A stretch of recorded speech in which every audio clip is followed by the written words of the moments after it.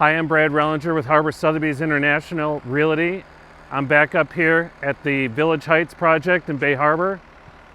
Today is February 27th, about 25 degrees out, and we're pouring the floors here on Building 4. You can see the pump truck in the background.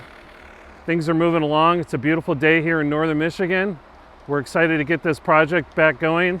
Had a lot of bad weather, but we're back on track, and we're expected to get the lumber here in the next couple days.